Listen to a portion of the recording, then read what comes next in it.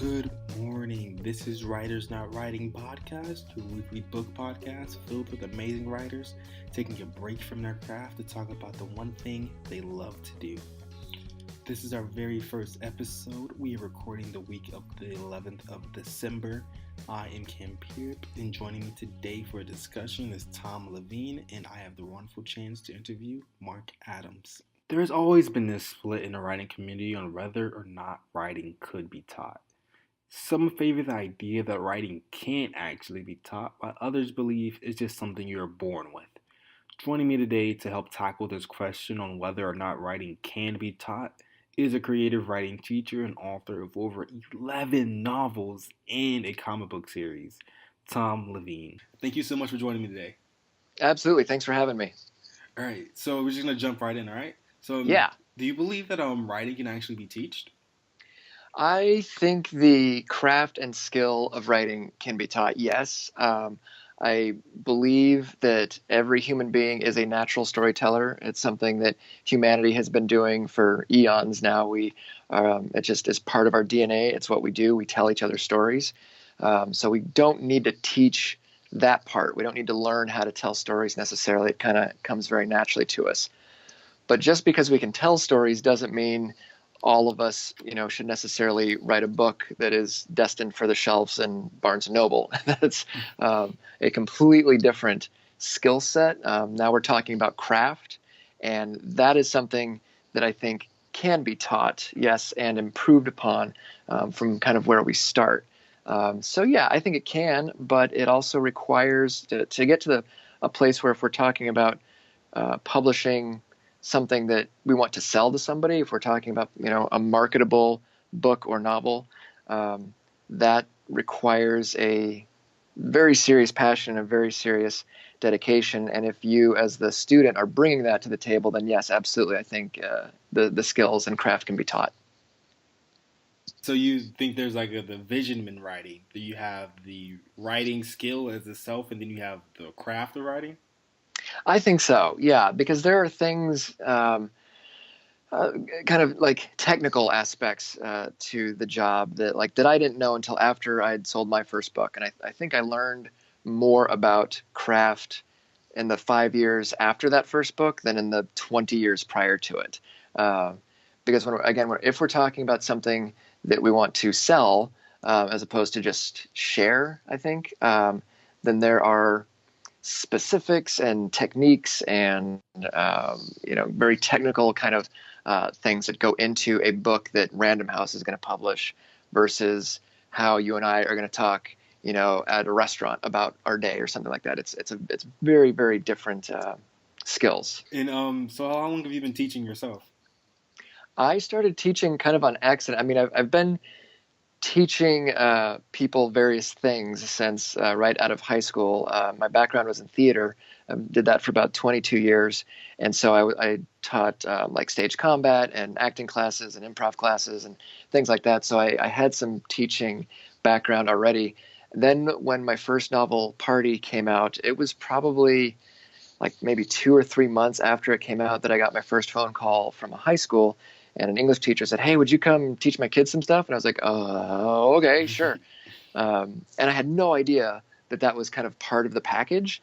And the very first time I did it, I was immediately smitten with it. I fell in love with that part of it. So my first love is writing the stories and all that stuff, but very close second is being able to teach people.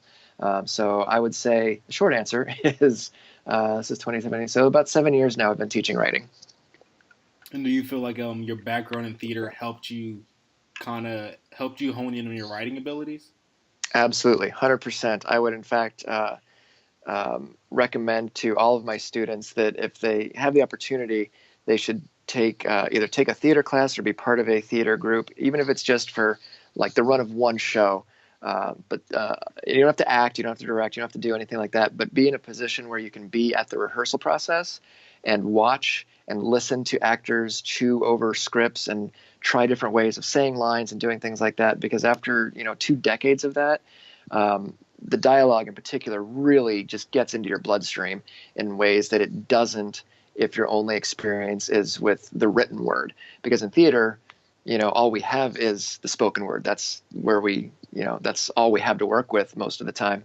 And it really gives a different take on the storytelling craft, I think. So I encourage everybody to do that. And it absolutely informed my writing and definitely my dialogue, which I think tends to be my strongest suit. And have you taken writing classes yourself, or has it just been the theater background that kind of helped you hone in on your abilities? I have taken classes. I started taking creative writing when I started college many, many years ago. And since then, I've found that there are a number of good like conferences or conventions, more so than classroom time, like for a semester or whatever, that can be enormously beneficial when you have people in the room who have been through the kind of meat grinder of publishing. Yeah. And some of these old guys who've just been around the block for 40 years, man, like they just know their stuff. Yeah. And to sit at their feet kind of metaphorically and listen to them, like, wow, I never would have thought that about plot or description or whatever, because it's just second nature to them. So I haven't taken a class per se in probably 6 years or so. But I've also sat in classes that I should have been teaching. Like, you don't know what you're talking about at all. Okay, that's fine. But there are definitely some good conferences and conventions that I have enjoyed, and I think people should look into if they can. And how do your students feel about this entire process of writing being taught in classrooms? My students, I think, at the very least, have a good time because I bring this sort of, I'm still in my heart, I'm a theater kid, so I bring that kind of theater, hey, let's do a show, kind of jazz hands sort of thing to my in-person classes. So I know they have a good time, and that makes me happy. But I think apart from that, I think they enjoy it. I think they genuinely enjoy it. They chose to be there. I mean, they're giving up an hour, 2 hours, whatever, to sit there and scribble notes and try to get something out of it. And the folks who show up to a class, whether it's being held at a bookstore or through a college or online or whatever, to me, they've made that decision. Like, I'm taking this seriously, and that's the number one thing. Once you decide that, like, no, I really want to be published, and whether that's independently or Kindle, or you want to go for Random House kind of thing, whatever, doesn't matter. Once you've made that decision, I want people who are not my mom and not my girlfriend and not whoever to read this stuff. Then you need to treat it like a business. You need to treat it seriously and with respect. And the people who show up to a writing class, I think, have that mindset, and so they are a lot of fun to work with. It's not like teaching an English class in high school, because I've had a couple students come up to me after a writing class, say, "Oh, I wish you were our English teacher." And I'm like, "No, you don't. No. I come in and do an hour and go home. You don't want me here for a semester. I'll kill you all." So, but I think they enjoy it. I think they have a good time. There's currently a good size of people of authors who believe that writing can't actually be taught. So what do you have to say about that? I understand where they would come from that conclusion that writing cannot be taught, and that they think it's sort of something you're born with, it's something you have, it's something you don't. I get it, but I think I disagree with it because I was as a kid, I was a natural storyteller because I was approximately an only child. I had older siblings, but they were all like 10 plus years older than me. So I kind of grew up by myself. So I told myself stories. And had I had a sibling who was closer to my age, might that have been different? Sure. I don't know what direction that could have gone into. But I still believe that if someone has the heart for it and someone has the passion and desire for it, then it can be taught, provided that person is coming into the classroom, the experience, with an open mind. If you're coming into a classroom as a writer or any artist with your arms crossed and saying, well, prove it, okay, you're not going to get very far. There is stuff, when you go to any class, any writing class in particular, you take what you like and you leave the rest, because there's stuff that I have learned that I discarded. Like, that's not going to work for me. I'm going to do it this way. And that's totally normal, totally fine, totally natural.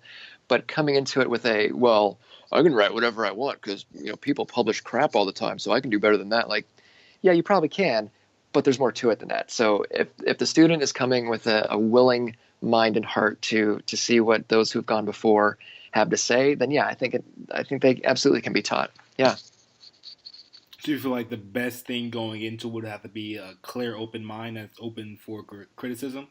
absolutely. You have to. That's probably the first most important thing to learn is to not only how to take it but how to give it, and to learn. There as you develop more as a writer and get an agent and get published and all these kinds of things happen, um, you start learning a certain vocabulary and a certain way of talking about story and about craft that you don't necessarily get with people who haven't been there yet.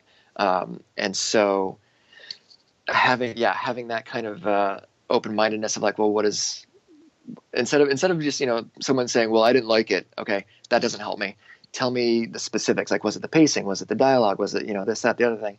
um, Having that open mind towards yourself being critiqued, and then being able to likewise give respectful but honest and helpful critique back is huge. Yeah, very important, very important. And what's the best way you believe that writing should be taught to students? The That's a tough one, man. Yeah, I mean, it's going to be different for everybody, certainly, because everyone learns differently. yeah. Um, but I mean, certainly there are a huge number of very good books on writing craft and publishing that are fantastic. Um, but it's all kind of supplemental. I think to really, at least for me and my journey, has been from a number of different methods. So having someone to kind of mentor you, someone who has some kind of toe dipped in the pool of publishing, I think is uh, very helpful if you can find it. Um, and then working, or like I said, going to conferences or conventions wherever possible, going to bookstores, which is free, and they have author events all the time. Go there and just listen, even if it's not in your genre, and then maybe bring one well-crafted question. And instead of, I mean, don't go to an author event and say, "How do I get an agent?" Because we'll just roll our eyes. Um, but go to a bookstore during an author event and say, how would you solve a love triangle question, or get something that's not specific to your book but is also more narrowed down than how do I get published, something like that. So meeting other authors and just hearing what they have to say, hearing what their journey has been, is helpful. The creative writing classes and like the MFA programs, I don't want to speak badly about. Um, I will say that among my author friends, and for some reason we have a huge contingent of authors here in Phoenix. I have no idea why, but most of us do not have MFAs, and I have yet to hear an author say, yes, you should go get one. It's generally not the thing that we advise people to do because it's not necessary. Not saying it's not good, not saying it can't be helpful. I would probably still go get one myself just to say that I did it. But is that the key to publication? No, it really isn't. Um, Meeting authors, listening to authors, reading the books, a creative writing class can be good and can be helpful if it is being taught by somebody who has been through those hoops. If it's more of the writing group, I don't have a problem with writing groups. I've been in writing groups, but if nobody in the group has that experience of like, this is what an agent is going to want to see in a query letter. This is what, is going to, why this story might sell and this one might not, kind of thing. Without that kind of experience, if you're just sitting around enjoying your coffee and saying, I liked it or I didn't like it, that's not moving you towards publication. That's not moving you towards the market. It can be fun and it can be educational and it can be good for your soul. It's not going to move your story closer to publication. So it's a mix of things, I think. Yeah, I totally see where you're coming from. But thank you so much for joining me today, and just thank you so much for sharing so much knowledge with us. Absolutely. Thanks for having me. I appreciate it. All right, you're welcome. Have a good one. You too. Please let us know on Twitter at Pirrip what your thoughts and opinions are on whether or not writing can be taught. We would love to hear it. Joining me next to talk about his upcoming YouTube illustration channel is the past president of the Florida Authors and Publishers Association, readers' favorite illustration judge, as well as an illustrator of 60 plus children books and YA novelist, Mark Wayne Adams. You are currently in the process of creating a illustration channel on YouTube. What made you want to talk about illustration on YouTube? While I was at Reader's Favorite International Book Award ceremony, R.J. Tolson, a CEO and also a novelist, and the Reader's Favorite president, James Venturillo, both suggested that I bring readers along with me on my book tours. I travel anywhere from 4 to 6 months on the road, from different children school visits to award ceremonies, and then also different festivals. So I thought I would start a channel to help other illustrators who kind of want to understand how to get into the business and how I work. So, all right. So, what are some of the book festivals you've been to?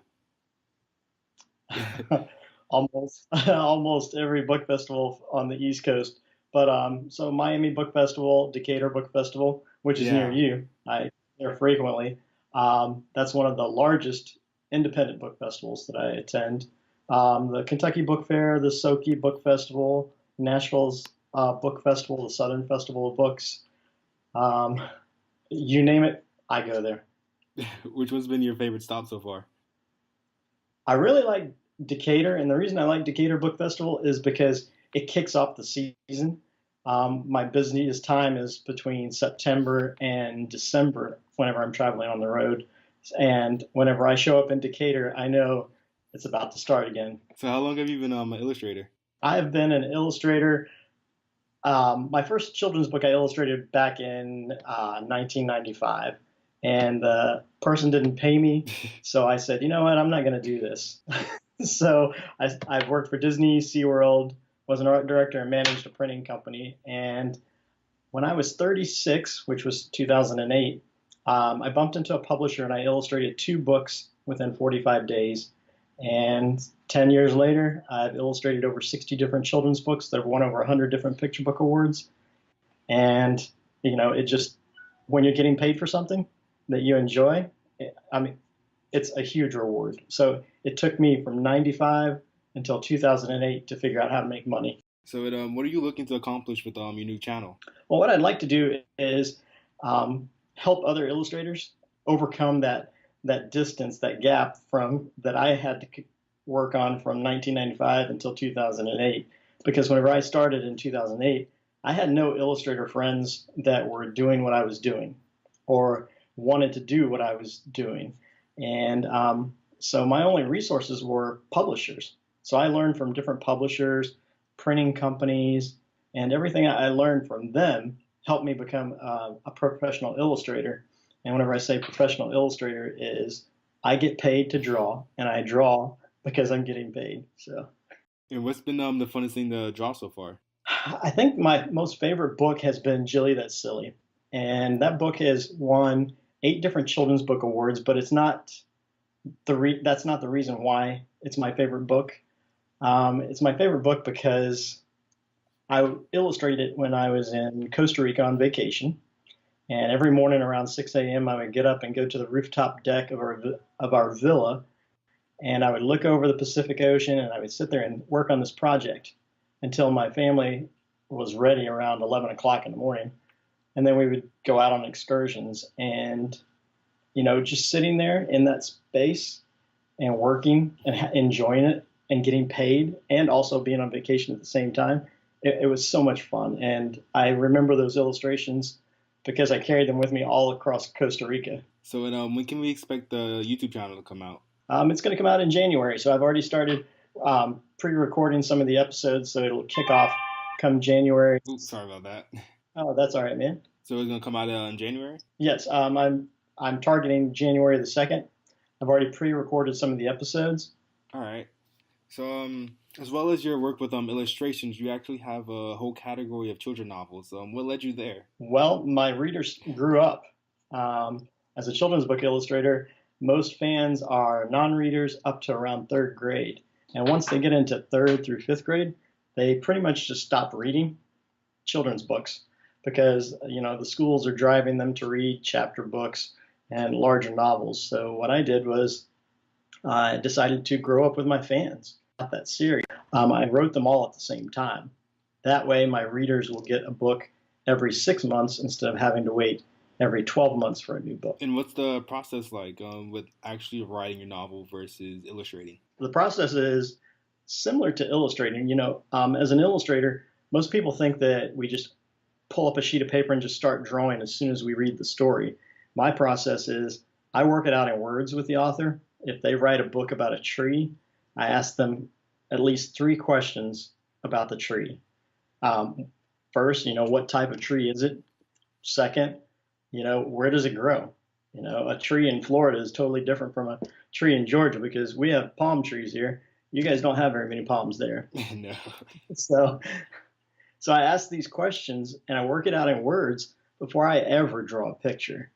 And I found that as an illustrator who works it out in words first, it's much easier for me to write the novel series. And it's even more enjoyable because weaving words together is almost like mixing paint colors. So you feel like illustrating first is kind of give you like a clearer grasp on description versus coming from like a writer's perspective.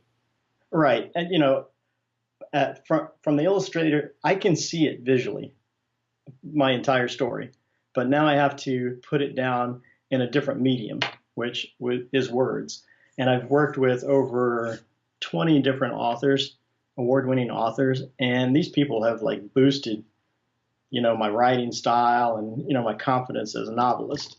So if you hang out with award-winning people, you're gonna push yourself to be something better than what the average person would be. All right. So one of these novels is actually called it's a series of novels called the Family Tree novels. What is that about?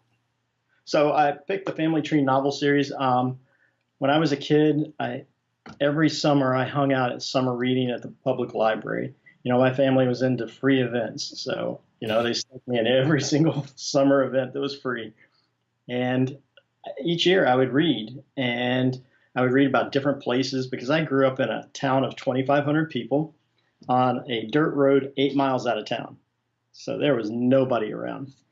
So the only way I could get out of town was I read. And my mom used to tell me to play out back all the time. In this Family Tree novel series, I was well read, and I pretended the outback was the Never Never Land of Australia. And so that kind of inspired the Australia theme inside the book series. But the overall conflict and resolution in the series came from my cousin. She said I should probably write a book about all those horrible things and the adventures that we had as kids that our parents had no clue about. One of those things that she was talking about was one time she pinned me on the ground with her knees, licked her thumbs, and then smeared them across my glasses. And I mean, that was just one torment out of 18 years of living with these kids. So and what advice do you have for young illustrators out there? Go to my YouTube channel and follow my blog on YouTube. I'm going to be posting not only my day-to-day life, but I'm going to be talking to people about how to build a business plan for your illustration business. I'm going to introduce them to multiple award-winning authors while I'm on the road. They're going to, get to attend events that they may not get to attend in the beginning of their careers. But I'm pretty sure that, the most important thing is to be better than your mentor. And that's what I hope all my followers will do, is become even better than I am, because it was such a difficult process for me in the past 10 years to build it on my own. So, I don't want anyone else to feel they got to build this thing on their own either. And do you think the world is like kind of different now with the rise of like social media and technology now for illustrators coming up? Oh, technology is the best thing because I can work anywhere now. Whereas when I first got started in 2008, I had to physically go places to meet people. For example, in 2008, I purchased a booth at Book Expo America in Los Angeles. I live in Orlando.